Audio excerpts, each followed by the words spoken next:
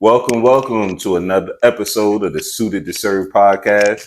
I'm excited for the guests I got today. I got the one and only champ, yes, sir, local champion, boxing champ, Michael Williams Jr.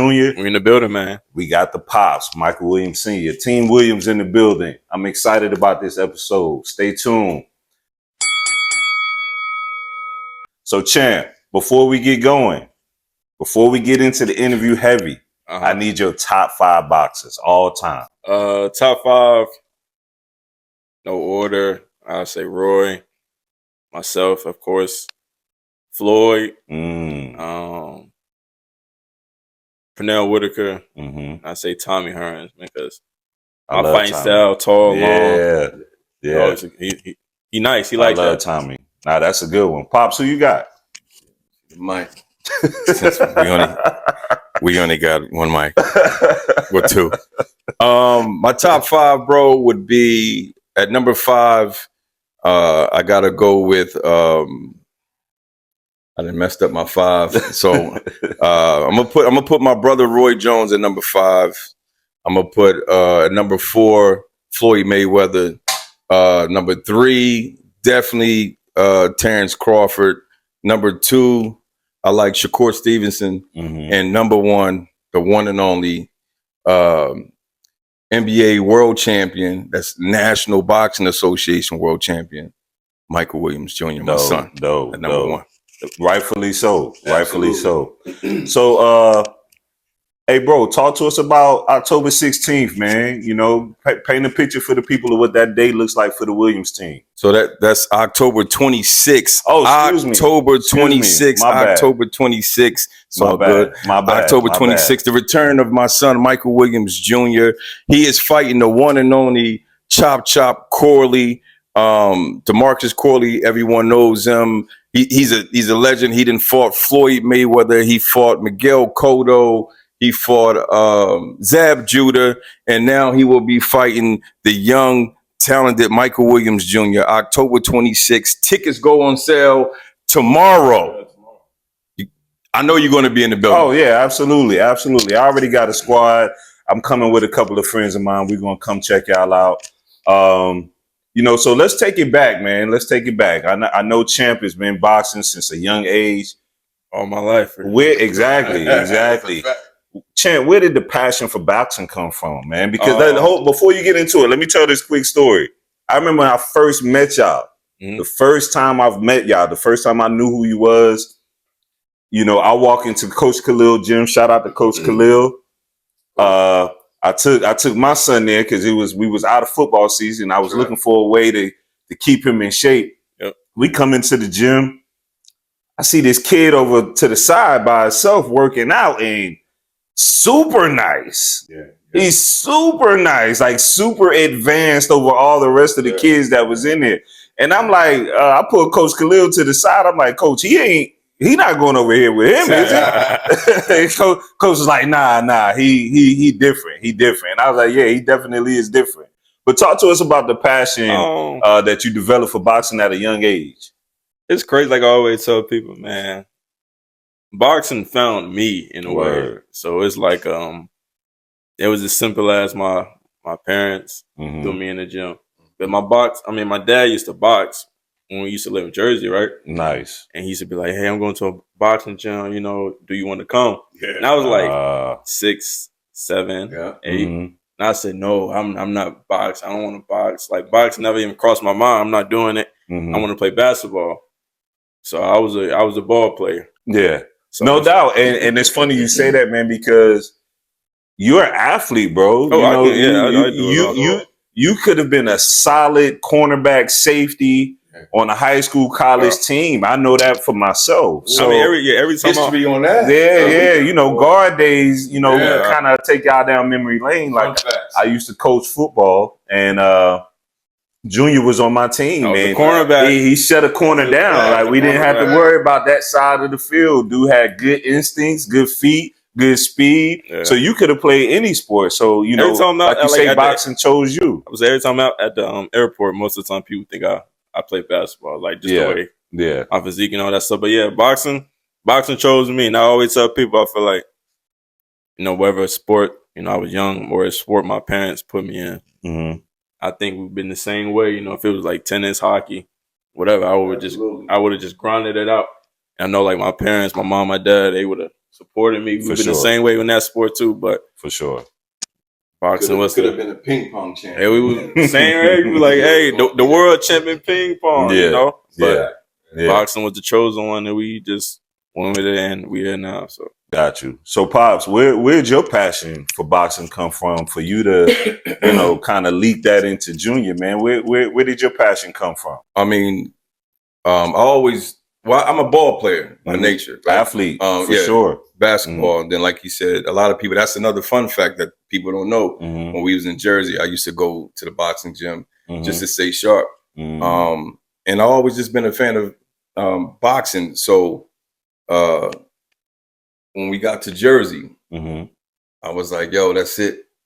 I'm putting you in the gym. But before that, I was like, yo, you know, what do you want to do? You know what I'm saying? And he was only 8. And I know you're asking an 8-year-old, like, what do you want to do? And they don't know. Yes. So once I saw that, I said, come on. Took him down to Coach Khalil's. And he caught on so fast, man. You know what I'm saying? So, and this is, you know, with the little stuff that we were already doing in Jersey, you know, basic 1-2s. So he ended up killing it, man. So it was just the love of boxing. You know what I mean? Watching it, being a fan, and Junior just ended up running with it, killed it. I know you spent time, and it's documented on your social media. You spent time with, I believe, Pernell Whitaker on the road, right? No, actually close, but excuse me. Shout out to my brother. Shout out to Vivian Harris. Vivian Harris, yeah, my bad. Yeah. Talk to us about that experience, man. How'd you even meet him? So, man, how the hell did I meet Viv? Man, that is a great question. Viv saw that I was doing security. Okay. And right on Facebook. And so he saw that I was a boxing coach. So I ended up traveling with Vivian Harris as his bodyguard. Yeah. So that shout out to Viv. He took me all over the world, man. And so then he started teaching me the business of boxing and what to look out for, what to do. And I seen how promoters treated Vivian. And then so I just sucked all that up on some, like, when Junior get up there, I'm going to apply all that I learned and bring it to Junior. You know what I'm saying? So while other coaches were trying to figure out what they was trying to do, right, I was already in the business, man. So shout out to Vivian. Now that's a dope experience there. Went from carrying bags, being in security, to that man had me on a PBC on TV. A few times. I remember that, bro. When you posted it, I was there with you virtually. That's a fact. That's a fact. You remember when we went over to Mexico? Yeah, I was in another country. Canada. Sure. Yeah. Nah, that's dope. So I know Junior had mentioned that you were boxing at one point. Yeah. Were you just training, or were you planning on competing yourself? So in Jersey, it was just, you know, staying in shape, staying sharp. Keeping my hands nice. You know what I'm saying? Because in Newark, New Jersey, or Atlantic City, New Jersey, I was floating from both. We couldn't have guns. You know what I'm saying? So you had to fight. So we had pit bulls and baseball bats. You know what I mean? And then your fighting skills. So it wasn't until we moved to North Carolina when I met you, when I was actually trying to compete in boxing, which is another fun fact. People don't know that. You know what I mean? I was actually going to go pro. I remember that. Yeah, I remember that. You mentioned doing security, man.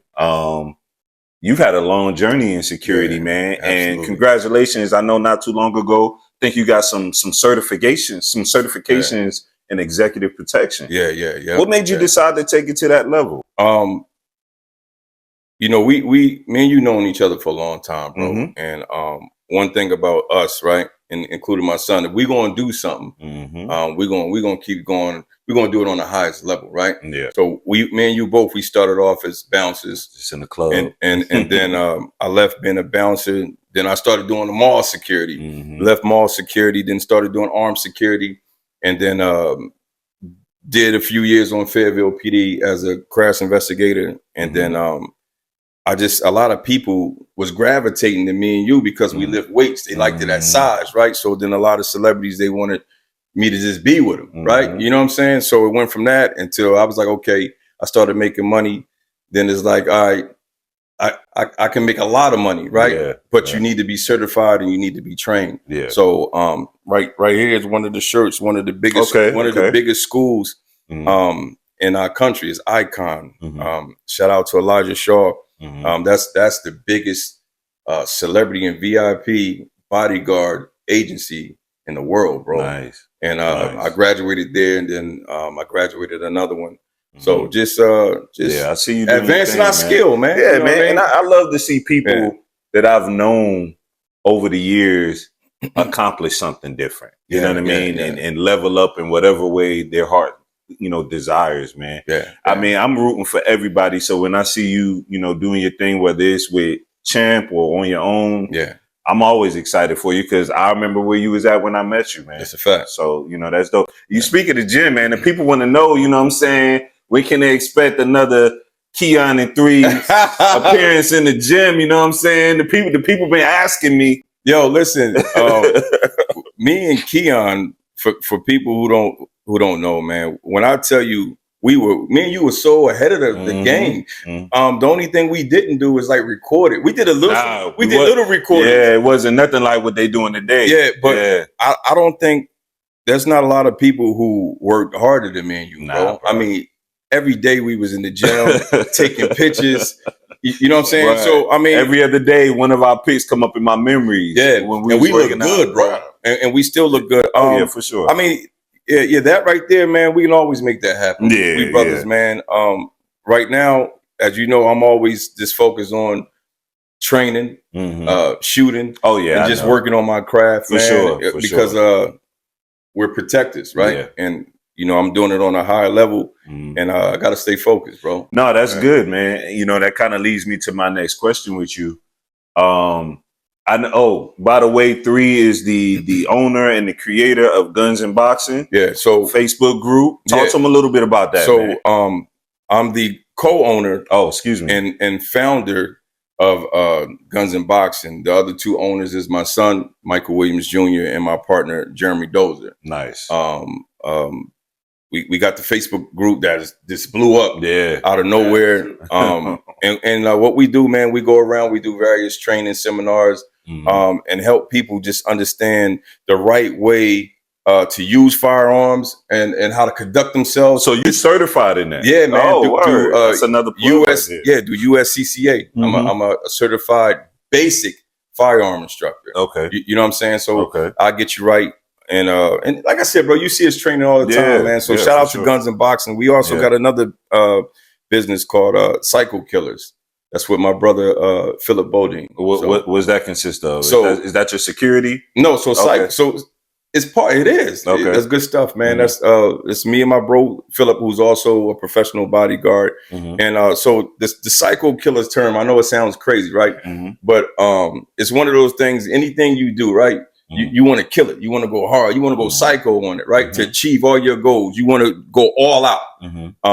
But on the other hand, if you was to get disrespectful and cause harm to a family member or us, that's another version of psycho killer that'll come out. So for sure.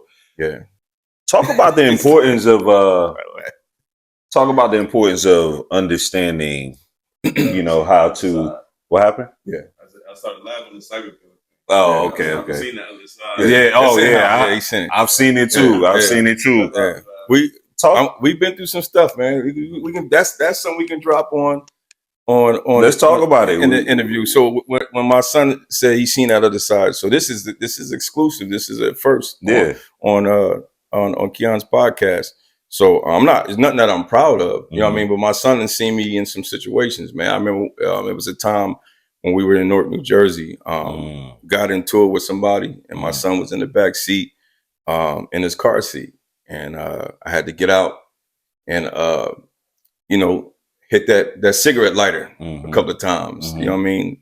Fire off that dragon and then get back in the car with him and turn around. You good? You remember that? Yeah.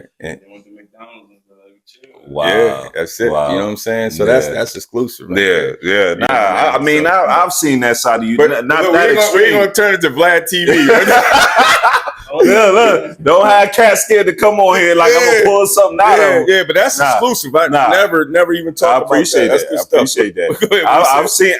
I haven't seen that side of you, but you know how you could tell when somebody got something in them. That you don't want to see. So you stay on a calm side. There's certain people you don't want to trigger who they used to be. And I try to be cool, man. I try to do a lot of laughing and joking. You a clown, man. I spent a lot of years sad, depressed, you know what I'm saying, in dark places. So, you know what I mean? I didn't grow up no thug or nothing. You know what I'm saying? I just thorough, man. Yeah. You know what I'm saying? Just that's a good word. Yeah, just being thorough. You know what I mean? Just being, grown into a man, right? And just as they say, standing on business, right? Yeah. So let me ask you, man. Something I don't think me and you ever talked a lot of. You talked a lot about your mom when we was working out, and I know you. Shout out to my mom. Rest in peace to Mama Williams. Yep. What was your relationship like with your father, or did you have one at all? Man, this is good. This is only on the Keon Havness. I'm getting somewhere with that. Nah, and it's because I'm gonna get deep with it. Yeah, too, right? please. So, love my mom to death, man. My mom was, so it's weird because my mom was there. Then I had a stepdad, right? My real pop. Now that I'm older, I found out what happened. My mom and my dad split up. You know what I'm saying? Young. They were young. My mom had me when she was 16. So they split up. Then my mom moved to Jersey because we was in Georgia. And so of course I had my stepdad growing up. And then with me and my mom, great relationship. I was more like her brother, her little brother. You know what I'm saying? So we was tight, but that was like my big sister in a sense. You know what I'm saying? So far as the father figure, I had my stepdad, my brother's dad, my brother. That was cool for a while. But in the 80s, we ran into that's the crack era. You know what I'm saying? So my stepdad got hooked on crack I think it was about 87, 88. And growing up, those were some of the worst years for me. You know what I'm saying? Because we was constantly, me and him was always fighting because he would go out on a crack binge and come home. And then he's trying to, steal gaming systems, Ataris, Super Nintendos, Genesis. And I'm young trying to fight this dude. Yeah. But at the same time, man, he made me strong. But now as an adult, right, I talk to my son about it a lot. I ain't going to cry neither. I ain't going to cry. But I ain't going to cry. But now that we older, bro, that shit was abuse. Fighting that grown ass man like that, for sure. You know what I'm saying? So I mean, we fought from age, I think 11, 12 to 14 years old, and to the point where I told my mom, like, yo, you got to make a decision. Like, I'm tired of fighting this dude. You know what I mean? I think I was tired of fighting him after I finally won too. You know what I'm saying? I won, and I was like, yo, he got to go, man. This drug shit. You know what I mean? I'm sleep.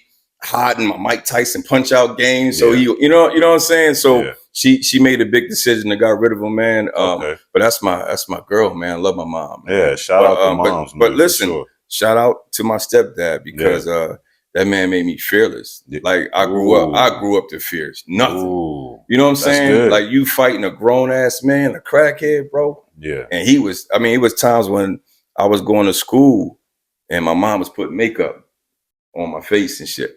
You know what I mean? So, he made me tough, bro. Wow. Yeah. I appreciate you sharing that, man. That's a very, real vulnerable story. Yeah.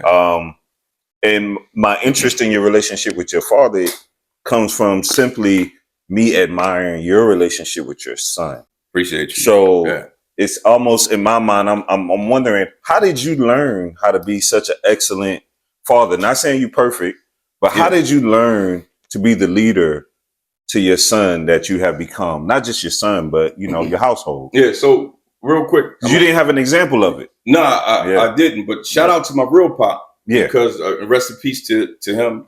Big Kenny. I actually ended up meeting my pops, I think like 20 years ago, right? You know what I'm saying? When we started bonding with my brother, sister Kelly. So shout out to him. You know, I had a chance to love him and hear his side of the story. And he was just on some like, hey man, I try to reach out to you, bro. And but your step pop and your mom was blocking me. And now that I'm older, right? I understand I get it. Yep. You know what I mean? But now to answer your question, bro, going through all that, I just wanted to be a good father to my son and my daughter, right? You know what I'm saying? And I didn't want them to go through the stuff that I went through. You know what I mean? And just learn from other fathers' mistakes and then don't repeat my own. I'm not perfect, right? We're not perfect. You know what I'm saying? And so it's working out, man. It's working out. Nah, I mean, that's really what attracted me to you when we first met years ago was, you know, because I was looking for somebody to look up to in fatherhood myself. You know what I mean?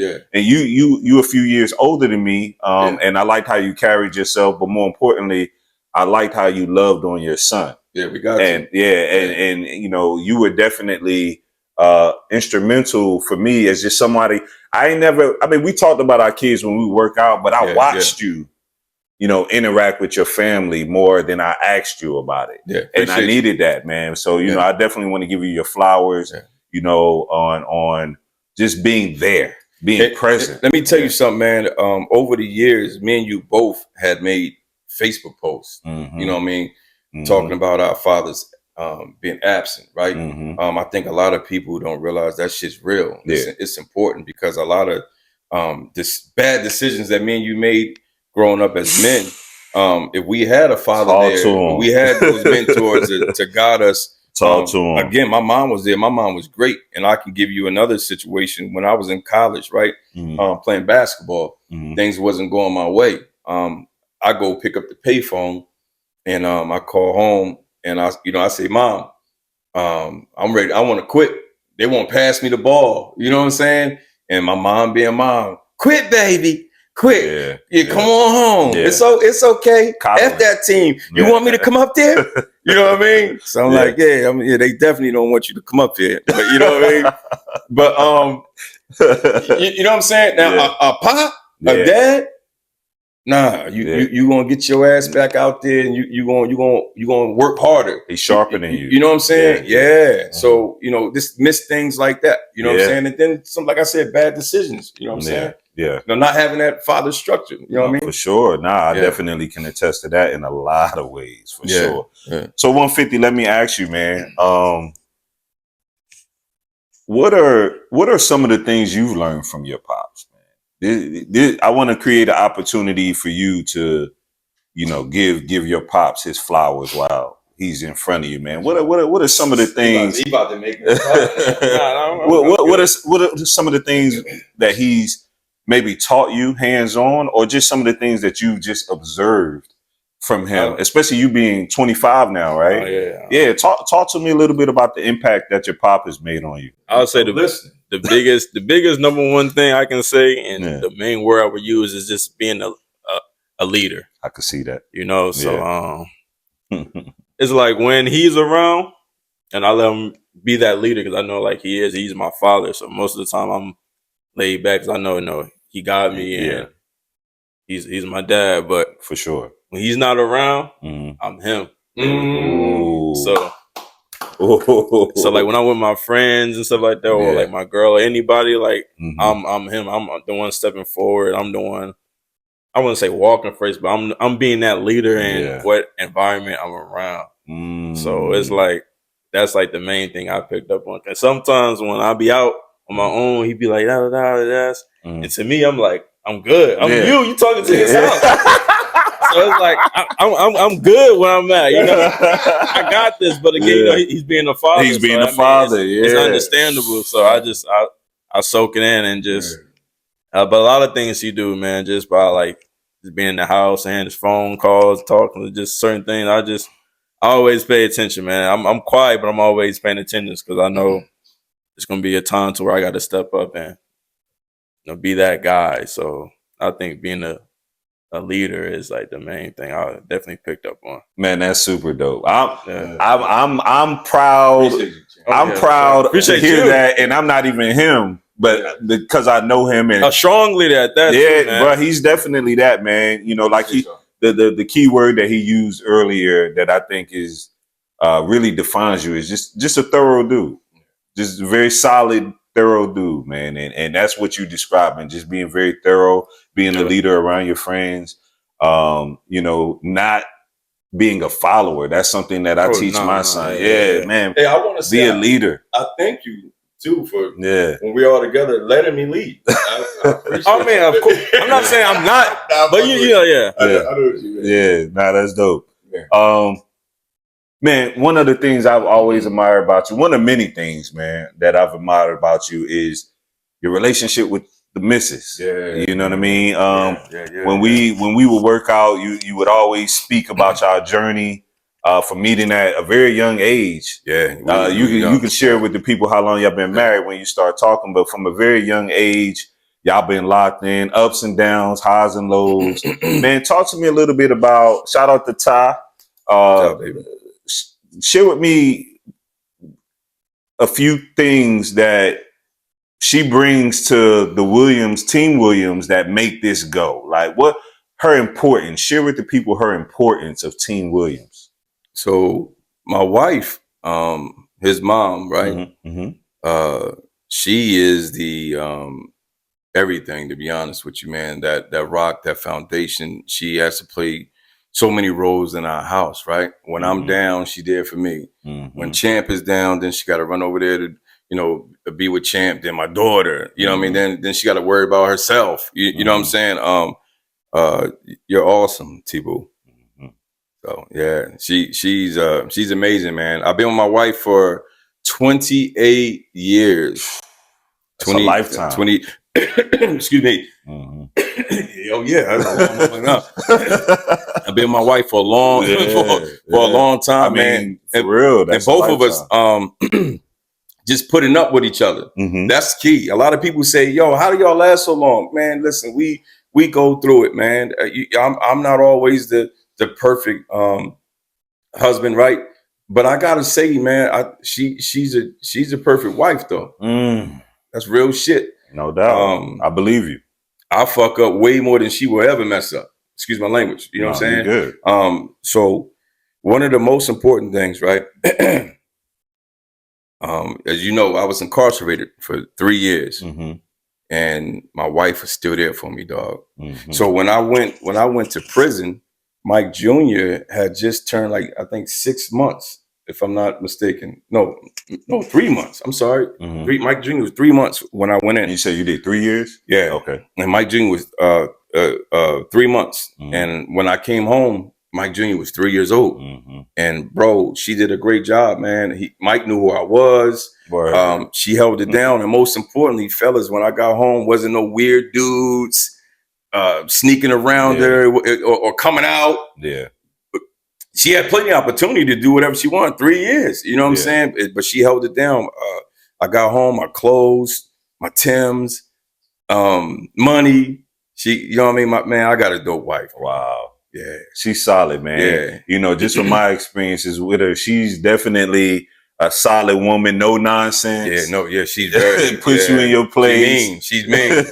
She's mean. But that's what you want as a wife, bro. though. You know what's crazy? So when we was in college, man. So I was a sophomore when my wife got there as a freshman, and hey man, we're adults, right? I went through a lot of girls, bro. You know what I'm saying? So when my wife got there, she heard about that. You know what I'm saying? But out of all those women, it was my wife's. Her swag, her personality, you know what I'm saying? And she was just on something, like when I was with her, she's like, yo, all that shit that you got going on, and she's from Newark too, you know, that you got going on with them other girls, I ain't with that.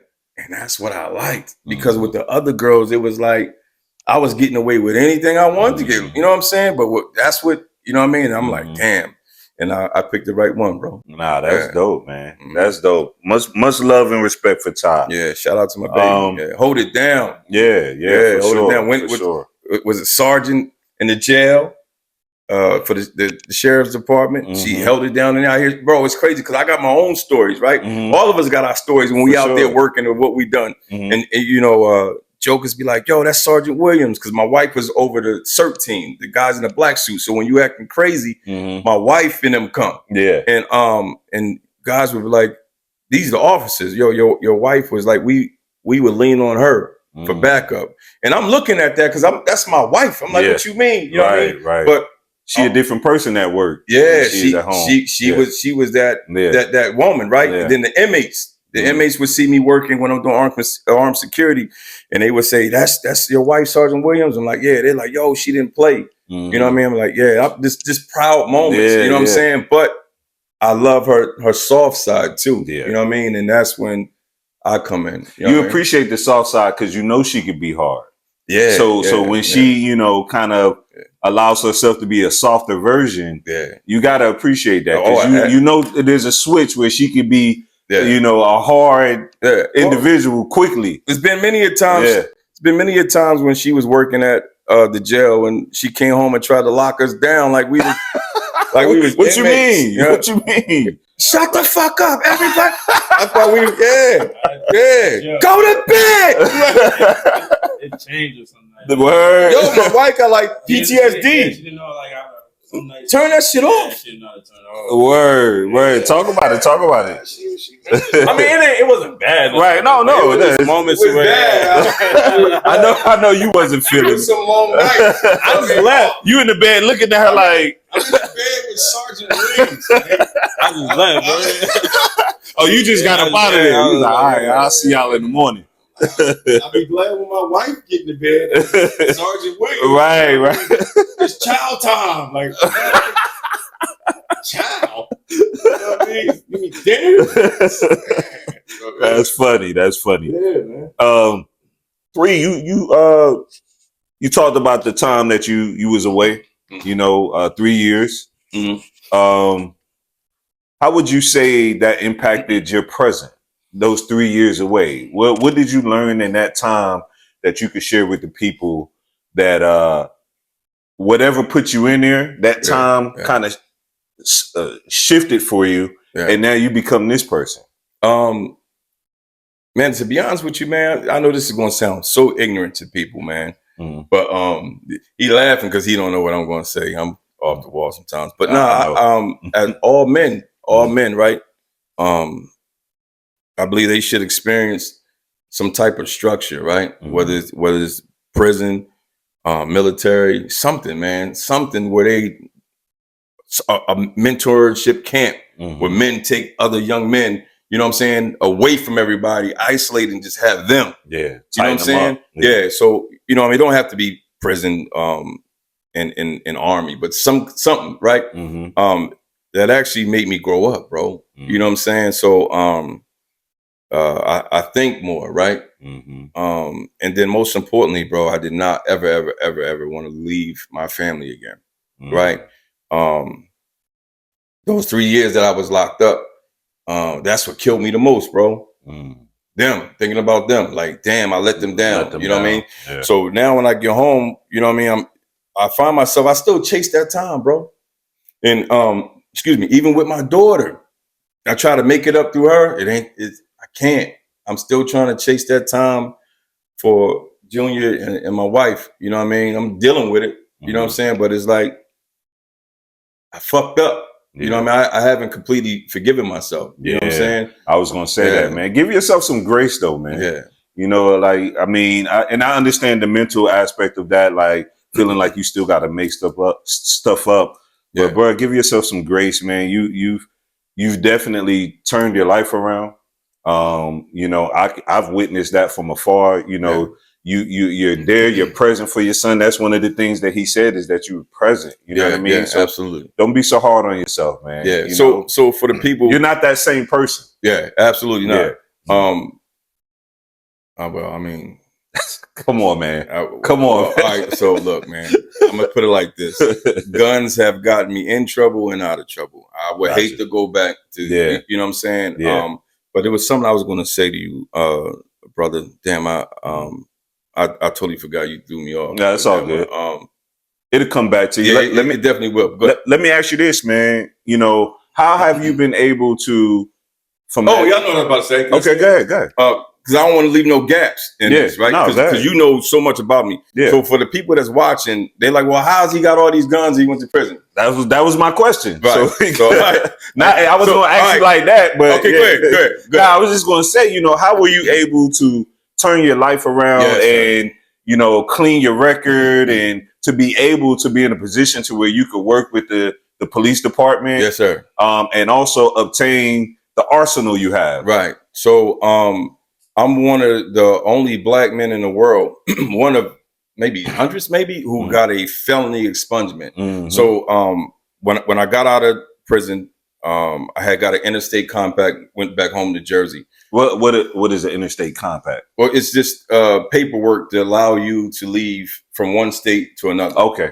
Got you. So got that, went home, and I just stayed out of trouble, right? Mm-hmm. I've been through it all. Like a lot of guys who get out of prison, they can't tell me nothing about discipline or how hard it is. I didn't got rejected multiple jobs, right? Mm-hmm. I had to take the shitty jobs. I done been on the back of the trucks, you know what I'm saying, and making pennies, right? But I stayed with it because I didn't want to be away from my family again, right? Mm-hmm. So I moved to North Carolina, and then I just said to myself, man, I'm gonna call a lawyer, man. I'm gonna try to get my record expunged. How many years later was this?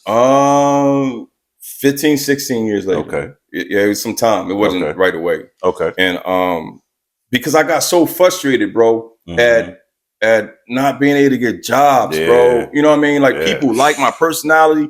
So there's one guy I interviewed, he was interviewing me, and he was looking at his screen. He was like, man, I want to hire you, man, but I can't, man. I'm like, why not? So I knew I had whatever I had on there. And because I had took a plea bargain for aggravated battery, great bodily harm, right? Okay. Which it consists of 41 months. I did 36. So I'm like, so the attempted murder stuff is off. So I'm like, what's up, man? Tell me. And then he turned the screen around. He's like, man, you got like 2 murders on your case, or whatever happened on your jacket. So I was like, nah, man, I didn't kill nobody. You know what I'm saying? So I called the lawyer. So the lawyer in Kansas remembered me. It's all God, bro. And so what I was trying to do was sue the state of Kansas, because I was trying to prove that they put extra stuff on my record. Gotcha. And so I guess I had something going for me, man, because the lawyer called me back and was like, hey, listen, I know you're trying to get 500,000, this and that, but can we really prove that this is the reason why you haven't been getting hired when you still got your other stuff on it? So I was like, nah, keep pushing. I'm suing them. You know what I'm saying? So he came back to me. He was just like, hey, I got a good deal for you, and I think you should take it. And I said, what's that? So I'm still kind of young, man, because I'm thinking about 500,000. That's a lot of money. You know what I'm saying? Sure. And which I probably would have blew it. He said, listen, that 500,000 that you want sounds great. It is a lot of money. He was like, but what they're offering you is going to change your life. You will make that 500,000. Okay. So I was like, what's that? And he was like, the state of Kansas want to give you a record expungement, a felony record expungement. So I was like, oh shit. So I was like, man, fuck that. I want the 500,000. Give me the 500,000. It wasn't until I laid in the bed, I'm talking to my wife, and she put the knowledge on you. She said, Negro, if you don't take that record expungement and get that off your record so we can do some things. But I'm like, we can do some things with 500,000. She's like, but you still going to be a felon. Yeah. You still going to have you know what I'm saying? That's why you got to have a good woman in your ear, man. Best decision ever, man. And then once I got my record expungement, he sent me my paperwork, man. And then I went crazy, bro. I was applying for everything. I was trying to be a detective. Everything, dog. So yeah. That's my story. But I got a book. I'm all this is going in the book. You know what I mean? So I'm skipping some things. I gotta save it for my book, man. But I want to, you my brother, I want to drop a lot of good stuff for you to support you, man. Nah, but that. Nah, man. Yeah. Yo, listen, so much respect for you, bro. Just the whole part about you taking, you having to settle for jobs that were beneath you. you know, or not getting jobs that you were qualified for, but absolutely being held against you because you made a mistake in your younger years. And that's such a testimony, bro. That I'm sure many brothers give up, dog. Yeah, bro. That's what I'm saying, bro. Like, you know, I'm sitting here listening to you. I already had a great deal of respect for you, but it went up a couple after hearing that, man. You know, that was very heartfelt, man. I'm definitely proud of you. Thank you for you know, defeating the odds, man, and not quitting. Yeah, it's horrible because you could have easily folded, man. Especially when you applying for jobs and you keep hearing no and no and no, and you know you can do the work. Man, I'm about to get into it, man. Because listen, you know how many and this is, and I'm not bragging about prison. It's just a part of my life, of course. So instead of being embarrassed, I embrace it. Especially when I see all those dudes on that wall right there. They rap about my life, right? You know what I'm saying? So they want that violent prison part. You know what I'm saying? It wasn't cool. It was just my life, what I went through, right? But it's a lot of, this is for the brothers and sisters that's watching this to never give up. You know what I'm saying? I just never gave up. Never gave up, period. And had plenty of opportunities, plenty of reasons. Facts. To pack that's what I was going to get into. You think the brothers that I knew in Newark, New Jersey, who was hustling, driving nice cars, when they pulling up in Benzes and all kind of nice stuff, because they knew I was thorough. Like they would have loved to have somebody like me with them, right? Flashing money, and I would just get in my wife's. I ain't had no car. I get in my wife's Nissan Sentra, right? And I didn't want to be in that, but I knew it would get greater later for me, and it did, bro. But the most important thing, dog, other than God just blessing me, my wife and my son at the time, just like, there's no way I can do 3 years in prison, come home and go back and not be patient and go right back. You know what I'm saying? How many times is my wife gonna wait on me? Exactly. Before you really testing her at that point. Before I come home, before I call home, and a joker talking about, yo, you need to chill out. She said she gonna send you $50. You know what I'm saying? And Mike Jr.'s not coming to the phone. Right. Nigga, that would have drove me crazy. Oh man. No, you know what I mean? you definitely, like I said, man, I'm proud of you because appreciate things could have went the other way. You know what I mean? They definitely could have went the other way. And it's more to it, man. It's Save it for the book. I appreciate you. Appreciate you giving this, man. Make sure you do an audio book so I can listen to it when I'm on the road. And shout out to the people who can't read. I definitely will do the audio book. So hold on. Was that a shot? I can read, yo. Sorry, my bad. That was all off. I can read. Shout out to the people that can't read, except for my brother Keon. He can read. You know what I mean? But I'm just saying, I got that. I had that audio. You know, take the mic. You know I'm on. You know I'm on the road, man. I do my audio books, you know, to keep me company while I'm on the road. I didn't mean it that way. I know. It just came out. My bad, bro. My brother Keon definitely read. You know what I mean? Oh, this dude a clown, man. So let me ask you, Champ, you know, I know Pops is very hands-on with your training and with the business that is of boxing behind the scenes. Does it ever become complicated in terms of you dealing from dad to coach? Like, does he ever go overboard being more coach than dad sometimes, or more manager than dad? Like, has those lines ever been kind of tough for you? Be honest. We ain't gonna let them get on you in here. I'll say yeah and no. Okay, talk about it. Because Oprah wanted all. Oprah. God damn, Oprah. Only because, you know, my dad's a part of my life, like, so much, and like everything. Like when it comes to, like, you know, me like living with him, work with him, boxing him. So it's like it's there all the time sometimes. So like sometimes it's good and sometimes it could be like overwhelming. You know? So you know, I just, you know, you just go with the flow. And just wait till the next day, you know. Hopefully tomorrow's better. Hopefully tomorrow's better. Because I know it's all like, love for a good reason. For but, sure. You know, I said, sometimes it could be overwhelming, or like sometimes he talks to me about boxing, And I'll just be like quiet. I don't even know what to say because we were just speaking about that at work. Yeah. Like a few hours ago. Yeah. So, I mean. Yeah. I think that was one of my biggest challenges when I coached football and I coached Latrell. Like I learned I let the other coaches get on Latrell. You know what I mean? Because for a long time I struggled cutting coach off and just being dad. And I felt like it kind of put a bit of I don't want to say resentment, but it kind of made him a little standoffish to me at times. You know what I mean? How do you kind of manage that, 3? So, you're not alone, bro. Yeah. You know what I'm saying? So, everything Junior just said, he's right. So the way I manage it, bro, is I try to catch myself. Yeah. You know what I mean? Because it's like with my personality. Your wife kind of help with that too? Like, yo, you doing too much? Sometimes. Nah, she's. I want to speak on that. Okay. So we can bring it back. So to me, in front of me, nah. Okay. Listen, I can be difficult sometimes, right? Not in a abusive way, or anything like that. My personality's like, you know what I'm saying? Yeah. So like I can just be. We can all be at the dinner table, and we're just laughing, and then I'll just switch and look at Junior and be like, "Yo," I turn into coach.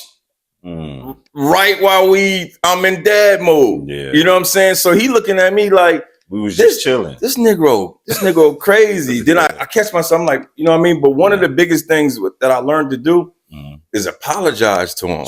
That's important. Man. That's important. I'm like, yo, I'm wrong, bro. I'm sorry. You know what I'm saying? You know, and I know a lot of pops don't do that because it's not always my way, right? Because I respect my son so much. You know what I'm saying? And he's a young man. That's what I'm saying. No kid. Yeah. That's what I'm saying. And one of the things that I love about you, dog, you're 25 years old and you are so freaking respectful. Man, when I tell y'all, that say a lot about you and the wife too. I know I get on my son's nerves. I know his mama do, and I think our daughter at 13 talk back more than Junior would ever. He doesn't. He's just so respectful, and he's 25. He don't have to put up with a lot of stuff. Yeah, you know what I'm saying. But we just got a great son, so I check myself. I give him his space. You know what I'm saying. And then a lot on a lot of the stuff we just care as fathers. You know what I'm saying. And like he said earlier in the interview, you know when he's out, I'm on him. I'm like, yo, be careful when you go in the girl's house. Watch out for this. Da da da da da. When if you go to the club, you go here, you go there. Son, let me tell you right here on Keon's show, a lot of it is because I know if somebody do something to you, somebody fuck with my family, my son is over. I don't march. Ain't no prayers. I'm seeking revenge. This whole shit is shut down. In my household, if something happens to Mike, this is the family, they already know. If something happened to Junior, my wife and my daughter is moving. This is real shit, what I'm telling you. This is planned out shit. Yeah, don't give them the play, though. No, I'm going to give them the play. Okay. My wife and my daughter are moving away. Okay. And it's just left with me, total destruction. You think the wife just going... She has no choice, bro. This ain't just me talking to you. I'm giving it to you. I'm giving it to you. What's this? Suited to serve? Yeah. I'm serving you the truth, bro. I believe it. I know this shit sound ignorant as fuck, but that's how it is. That's how we going out. So I'm extra cautious for him. Like, please, God, you know what I mean? Yeah. When it comes to my wife, it's the same thing. My daughter, the same thing. For sure. I pray to God that God curves any evil, any thugs, any people who trying to rob, kill, steal, whatever. I mean, they take something. I'm talking about still take my wife's life, my daughter. Total destruction. No, I definitely, I get the thinking behind that. But the only pushback I would give you is that talk to me. If something happened to Junior, your wife and your daughter still gonna need you. If something happened to the missus, your son and your daughter still gonna need you. That's a fact. So I just want you to keep that in mind as well. And I appreciate you, bro. Yeah. And I think me and you had a conversation like this over Facebook, and I love you for that. It's already written for me, bro. I got you. You know what I'm saying? I know that shit sound ignorant as fuck. So that's why every month that life insurance comes out. You know what I'm saying? That's them. I got you know what I mean? So I just I pray that God continues to protect my family, bro. Yeah. I can handle me. Yeah. Leave them alone. You know what I'm saying? And so far, so good, man. But that's why, I be on Junior, because I'm like, yo, you know what I mean? But he's proven that he got it. Yeah. You know what I'm saying? I just want him to be careful. Yeah. You know what I'm saying? I mean, that's all fathers, man. I'm the same way with Latrell. Every time I'm talking to, luckily, and I hope you don't be mad at me for saying this, luckily I have a boring son. He don't do too much. Yeah. He either way. Boring is good. Yeah, exactly. And I don't want him to take that negatively, because me and you know that's good. No, I'm going to tell you something. Let me tell you something about him, because when you talk about a lot of stuff, you're not alone. Yeah. I was fussing at Mike, I think a couple of weeks ago. And I said, hey, man, you got a fight coming up, man. You need to take this shit serious. He's been serious. Yeah. But that's just me being weird. Right? I'm like, you need to take this shit serious. You going all out right now. I'm not the bold. I'm bold. Oh yeah, you was wilding, bro. You was wilding. I'm bold. So that's like my yeah. I ain't doing nothing. That's like a hobby. I just picked up one. I like it. I like the bowl too, man. Yeah, it's fun. I was out bowling. Yeah. He called me saying I ain't taking it serious. Yeah. Kind of put a damper on your whole vibe that night, didn't he?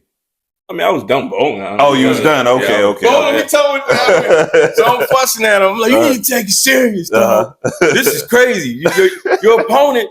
And so Mike, real calm and smooth, he was like, hey, I know I got a fight coming up, but when I'm not fighting, I don't really do anything. Yeah. Because he was saying, I ain't taking it serious. I'm out and stuff, doing stuff, and I got a fight coming up. I was saying I was just bowling, even though I didn't have a fight, I don't be doing nothing. Yeah. So when he said that to me, I sat back and I was like, I already know. I said, oh yeah, you're right. Right. And then I apologized to him. You know what I mean? Just want him to be focused, man. I'm worried, man. You know what I'm saying? Because I know the guy that he's fighting, he's older. Yeah. But he's dangerous. Yeah, for sure. You know what I'm saying? So it's just dads are weird, y'all. Yeah. They get weird sometimes. Yeah. That's for the teenagers and young men and kids that watching. Dads get weird. For sure. That means we care. Because if we didn't get weird, that means we don't care. Yeah. Let me finish what I was saying about Latrell in case he watched it like that. Yeah. But what I mean by Latrell is boring, and I mean that in a good way, is that if he's not with his girlfriend, he at the crib. He don't do a lot. Yeah, he don't go out a lot. He not in no clubs. I remember me and him went to the club. You probably know 150. There's a club it's a hookah lounge over off of Ramsey Street by Methodist. By the boat, there's a bowling alley back there. It's not a Lure.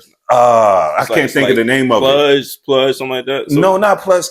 It's right across the street from Methodist. I'm sure the people will know. But anyway, right there beside that 7-Eleven. It's right over by Applebee's. I don't think I know what you're talking about. Yeah, but it's a hookah lounge over there. And I'm like, all right, my son's 21. You know what I'm saying? Let's go out. He was over here. We was just chilling. We went out, and I could tell it just wasn't his vibe. And I was so proud in that moment. Like, all right, this ain't the scene for my son, and I'm thankful. You know what I mean? Because that's just one less thing that as a father I have to worry about. Him. He here with me now, so he good. Ain't nothing gonna happen to him that ain't gonna happen to me first. But if he was comfortable in that environment, I'd have been like, man, how often he be out like this? You know what I'm saying? But I'm just thankful that he's not the kid to be in the streets and into dumb shit. He's very, very chill, very respectful, like 150. And one thing that you said that is very important is that we are weird sometimes. We want to prevent our kids from making the same mistakes that we did. We know what's in the streets. We know what's out there. Whether it's from running the streets when you was young or us doing security in the club. We've seen it from all different perspectives. We know how stuff can go down. And I think another thing that you said I wanted to address, it's very important to apologize to your children. Yes, it is. You know what I mean? That's one thing I don't think our generation ever heard from our parents is them coming back and apologizing. They old school. They didn't get apologized to. My mom wasn't apologizing. Yeah. She said what she said. Yeah. Whether she was right or wrong. Didn't care about your feelings. Same here. Hurt your feelings. And that's one thing that I think our generation wanted to do better. We understand we don't know it all. We just doing the best we can, especially as fathers, man. We just doing the best we can. We just want to protect y'all, and sometimes we might overdo it or say something crazy. But Latrell is like 150, man. Like I'll be up here, and he'll bring me down. He'll be like, "But Dad, I don't do that. Nah, that's not my thing." And he just talking just as calm. I'm hyped, mad, and he bring me right back. And I'm like, dang, he really is a better version of me emotionally. Yes. Yeah. You know what I mean? Mike Jr. is. Yes, sir. Yeah. But just at times we just be wishing the dog and us come out in them sometimes. Yeah. But they'll find their own dog. They'll find their own dog. They'll find their own dog for sure. But 3 man, 150. Y'all tell the people anything that y'all got working on, right now, that y'all got going on. I know you said you got the book. Give us social media so people can follow you. Talk to us. October 26th. That's what I got going on, man. I got a fight, a good fight, big fight. At the Crown Arena, going down against Chop Chop. If you know, you know. That's what I got going on, man. If you want to follow me, I can say this now. Like I always say, just Google Michael Williams Jr. Ooh, what a flex. You ain't got to put box in. You ain't got to put nothing in there. Just Google Michael Williams Jr. I mean, there's billions of Michael Williams Jr. Yeah. I think to get to them, you got to go like to the 3rd page. Yeah. You're working. That means you're working. Yeah, you putting in work, bro. Yeah. You putting in work. Like I said, just Google me, everything. Every platform, everything. I'm gonna start saying that, man. Yo, just Google my name. Everything will pop up. Fact, That's real. That's real. That's good. Somebody probably gonna Google it right now. Yeah. Pops, what you working on, man? What you got? I'm working on everything with my son, man. There you go. October 26th. He's fighting DeMarcus Chop Corley. Tickets going. I don't know when this is going to air. But tickets is going on sale tomorrow at 10 a.m. So tickets go on sale September 5th at 10 a.m. Boom. There it is. Well, y'all putting it out like that? Yeah.